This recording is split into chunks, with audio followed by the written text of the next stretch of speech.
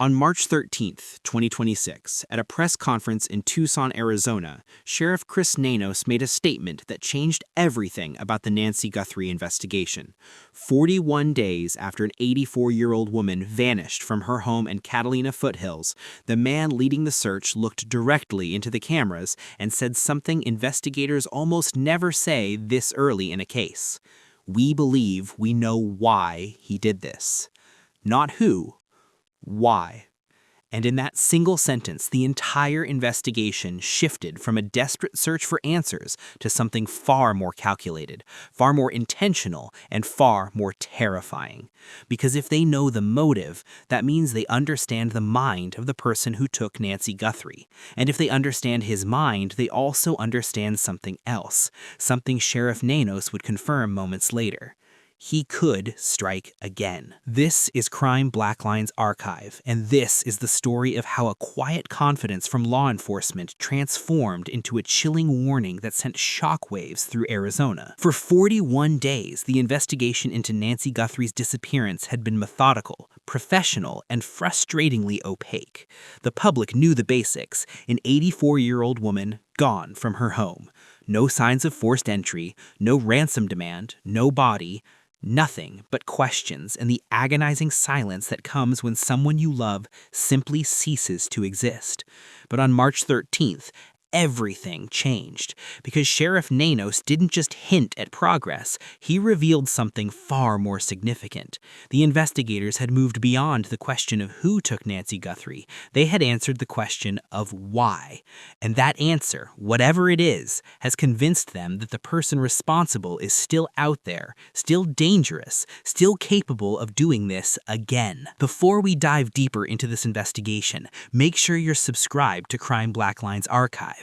Hit that notification bell so you don't miss new investigations every week. We unlock the cases that deserve to be remembered, and this one absolutely deserves your attention.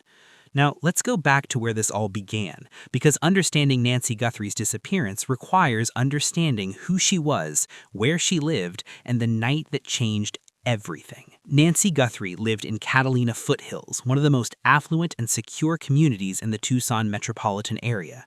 This is a place where people invest in security systems, where neighbors know each other, where the assumption is that you're safe behind your walls and your gates.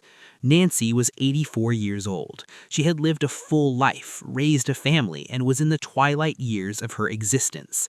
By all accounts, she was a woman of routine. She had her life organized. She had her home organized. She had her peace.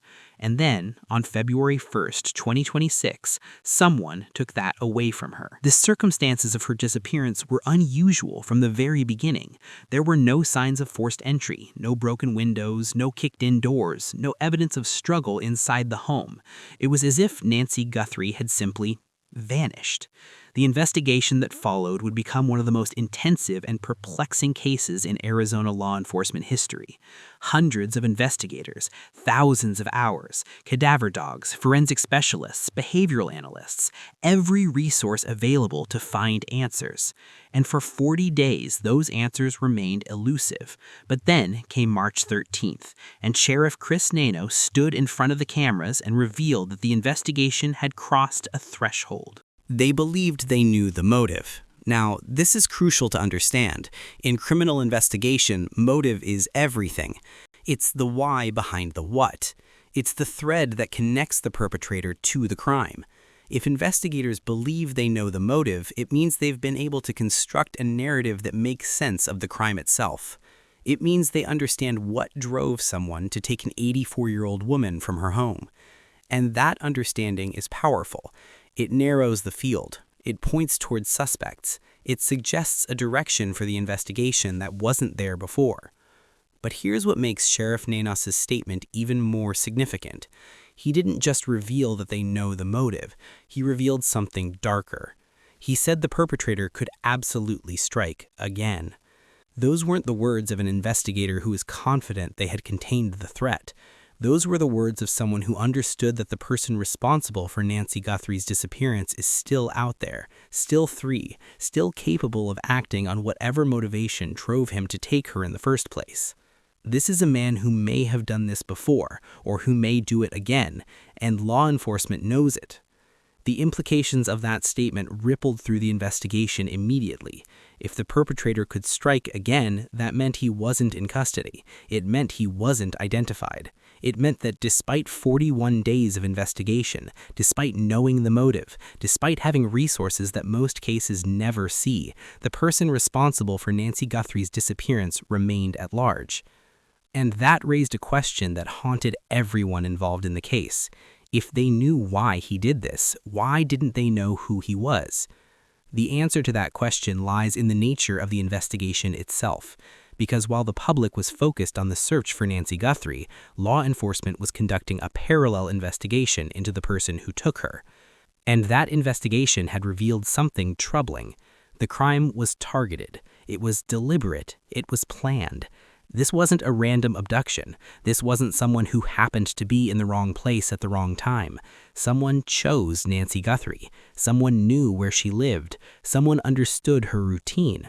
Someone had a reason to take her, and that reason was significant enough to drive them to commit one of the most serious crimes imaginable. The behavioral profile that emerged from this understanding was chilling.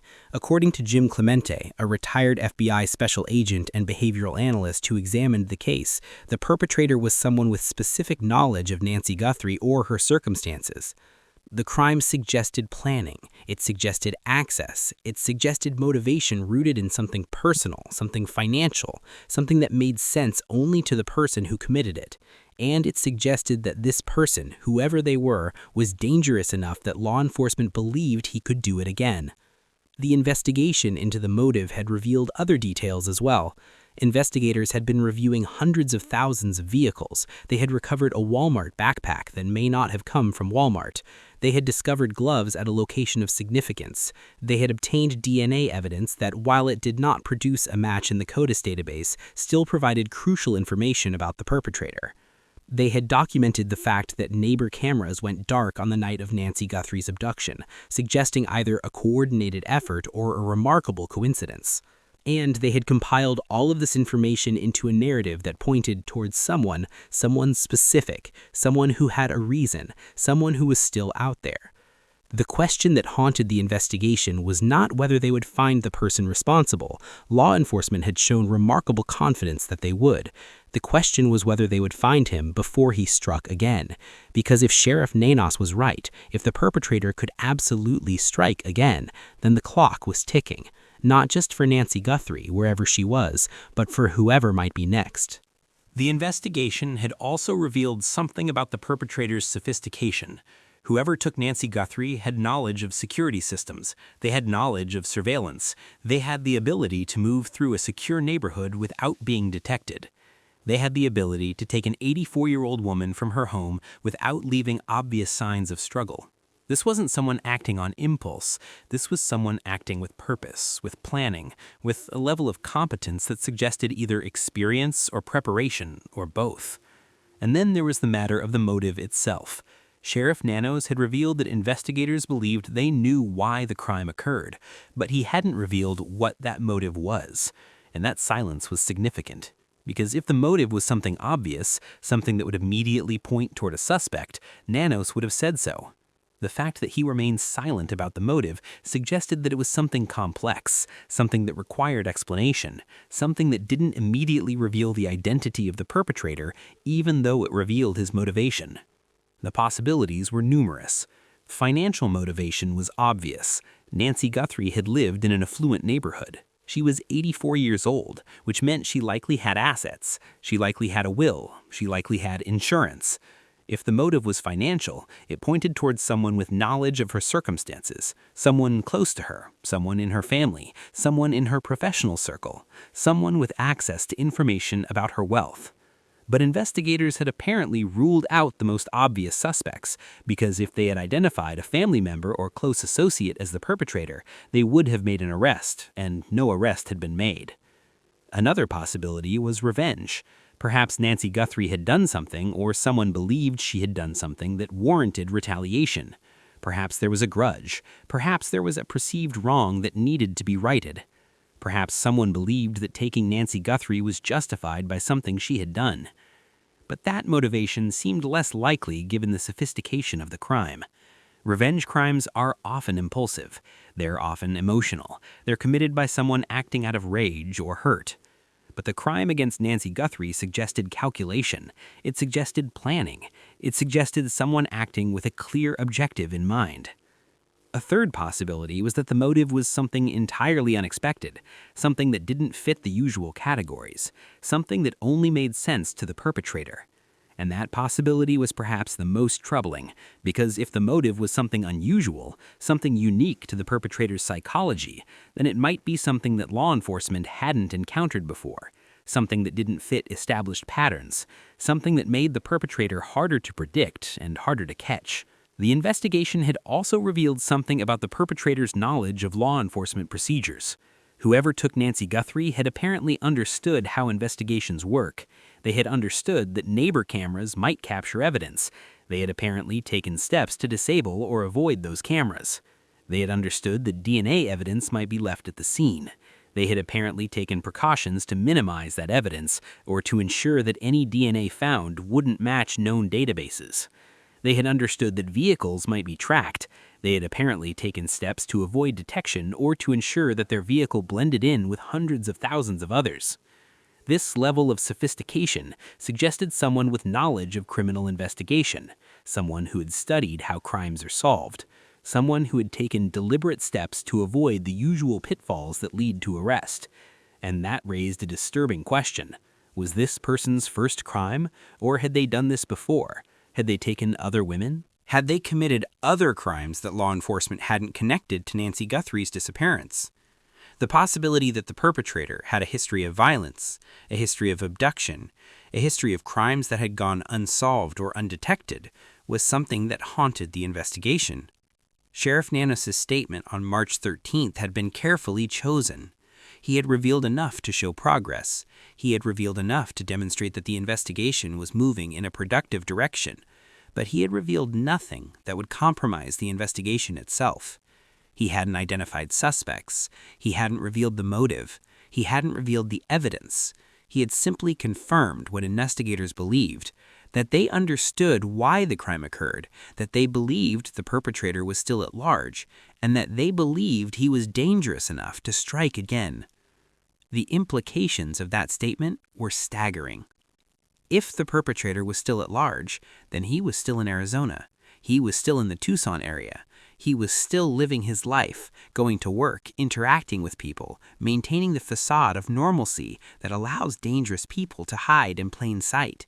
He was still out there, and he was still dangerous.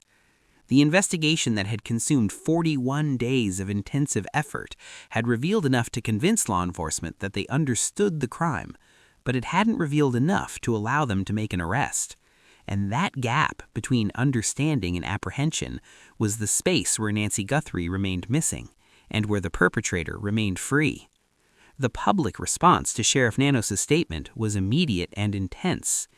If the perpetrator could strike again, then every woman in Arizona was potentially at risk. Every family with an elderly mother or grandmother needed to be vigilant. Every neighborhood needed to be alert. The threat wasn't abstract. It wasn't distant. It was immediate. It was real. It was present. And it was ongoing. The investigation had shifted from a search for a missing person to a hunt for a dangerous predator, and the stakes had never been higher. The question that dominated the investigation in the days following March 13th was simple but profound. Who was the person responsible for Nancy Guthrie's disappearance? And where was Nancy Guthrie? Because if investigators believed they knew the motive, if they believed the perpetrator was still at large, if they believed he was dangerous enough to strike again, then they also believed that Nancy Guthrie's fate was connected to that motive. They believed that understanding why the crime occurred would eventually lead them to where Nancy Guthrie was, and they believed that finding Nancy Guthrie would lead them to the perpetrator. The investigation had also revealed something about the perpetrator's planning. Whoever took Nancy Guthrie had apparently chosen her deliberately. They had apparently studied her routine. They had apparently identified her as a target for reasons that made sense only to them. and they had apparently executed a plan to take her that was sophisticated enough to avoid immediate detection. This wasn't someone who acted on impulse.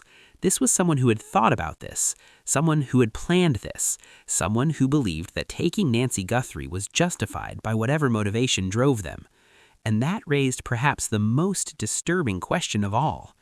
If the perpetrator had planned to take Nancy Guthrie, if they had studied her routine, if they had identified her as a target, then how many other potential targets had they identified? How many other women had they studied? How many other routines had they analyzed? How many other homes had they surveilled? The possibility that Nancy Guthrie was one of many potential victims, that the perpetrator was actively hunting, that the threat extended far beyond one missing woman, was something that law enforcement had to consider. And that absence of knowledge was the most troubling aspect of the entire investigation. The public had been asked to remain vigilant. The public had been asked to report any suspicious activity. The public had been asked to consider whether they knew anyone who fit the profile of the perpetrator. And the public had been asked to understand that the threat was real, that the danger was present, that the perpetrator was still out there, and that he was still capable of striking again. The investigation had become a community effort, and the community had responded with the seriousness that the situation demanded. But as March 13th turned into March 14th, as the initial shock of Sheriff Nanos' statement began to settle, the investigation faced a critical juncture. The investigators believed they knew the motive, but they didn't know the perpetrator. They believed the perpetrator was still at large, but they didn't know where he was. They believed he was dangerous enough to strike again, but they didn't know when or where he might strike. And they believed that Nancy Guthrie's fate was connected to the motive, but they didn't know what that fate was. The investigation had revealed that the crime was targeted. It had revealed that the crime was planned. It had revealed that the crime was executed with sophistication, and it had revealed that the perpetrator was still out there. But it hadn't revealed the identity of the perpetrator, and that was the crucial missing piece. Because until investigators could identify the person responsible for Nancy Guthrie's disappearance, until they could connect the motive to a specific individual, until they could move from understanding why the crime occurred to identifying who committed it, the investigation would remain incomplete. Nancy Guthrie would remain missing, and the perpetrator would remain free. The days following March 13th would be critical. The investigation would intensify, new leads would be pursued, new evidence would be analyzed, new suspects would be considered, and the race against time would continue. Because if Sheriff Nanos was right, if the perpetrator could absolutely strike again, then the clock was ticking, not just for Nancy Guthrie, but for whoever might be next. The investigation had revealed enough to show that law enforcement understood the crime, but it hadn't revealed enough to stop the perpetrator. And that gap between understanding and prevention was where the real danger lay. The case of Nancy Guthrie had become more than a missing persons investigation. It had become a test of law enforcement's ability to identify and apprehend a dangerous predator before he struck again. It had become a race against time. It had become a hunt for answers in a case where the answers seemed to multiply faster than they could be found.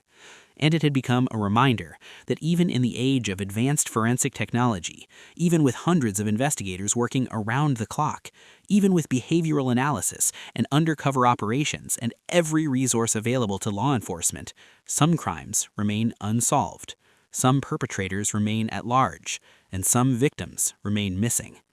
But the investigation was far from over.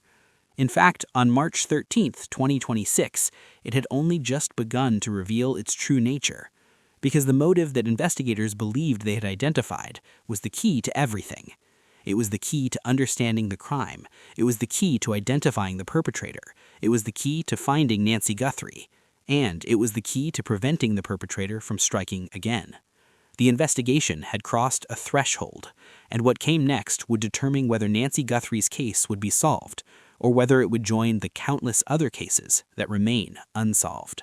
And it was something that Sheriff Nanos' warning about the perpetrator striking again seemed to confirm. The investigation into Nancy Guthrie's disappearance had become something more than a missing persons case. It had become a hunt for a dangerous predator, and it had become a race against time. Because if the perpetrator could strike again, then every day that passed was a day that another woman might be at risk. Every day that passed was a day that the perpetrator remained free. Every day that passed was a day that Nancy Guthrie remained missing. And every day that passed was a day that the investigation moved closer to answers or further away from them. The behavioral profile that had emerged from the investigation suggested someone with specific characteristics, someone with knowledge of Nancy Guthrie or her circumstances, someone with the ability to move through a secure neighborhood without being detected, someone with knowledge of security systems and surveillance, someone with the sophistication to plan and execute a complex crime, someone with the motivation to take an 84-year-old woman from her home, and someone with the capacity to do it again. That profile was specific enough to narrow the field of suspects, but it wasn't specific enough to identify the perpetrator, and that gap was where the investigation remained stuck. The evidence that had been collected was significant but not conclusive. The DNA that had been recovered didn't match known databases. The vehicles that had been reviewed numbered in the hundreds of thousands. The backpack that had been recovered provided clues but not answers. The gloves that had been discovered suggested the perpetrator's awareness of forensic evidence, but not their identity. The cameras that had gone dark on the night of the abduction suggested planning, but not perpetrator identification. And the motive that investigators believed they had identified suggested direction, but not destination. The investigation had also revealed something about the perpetrator's understanding of law enforcement. Whoever took Nancy Guthrie had apparently understood that DNA evidence might be left at the scene. They had apparently understood that vehicles might be tracked. They had apparently understood that surveillance cameras might capture evidence. And they had apparently taken steps to minimize or avoid all of these things. This level of sophistication suggested someone with knowledge of criminal investigation, someone who had studied how crimes are solved, someone who had taken deliberate steps to avoid the usual pitfalls that lead to arrest. And that raised a question that haunted the investigation. Was this person's first crime, or had they done this before? Had they taken other women? Had they committed other crimes that law enforcement hadn't connected to Nancy Guthrie's disappearance? The possibility that the perpetrator had a history of violence, a history of abduction, a history of crimes that had gone unsolved or undetected was something that law enforcement had to consider seriously. Because if the perpetrator had done this before, then Nancy Guthrie might not be the first victim, and she might not be the last. The investigation had consumed enormous resources, hundreds of investigators, thousands of hours, advanced forensic technology, behavioral analysis, undercover operations, all of it focused on answering one question. Who took Nancy Guthrie, and where is she? And after 41 days, after all of that effort, after all of that resources, the answer remained elusive. What investigators did know was that they understood the motive. What they did know was that they believed the perpetrator was still at large. What they did know was that they believed he was dangerous enough to strike again. But what they didn't know was who he was.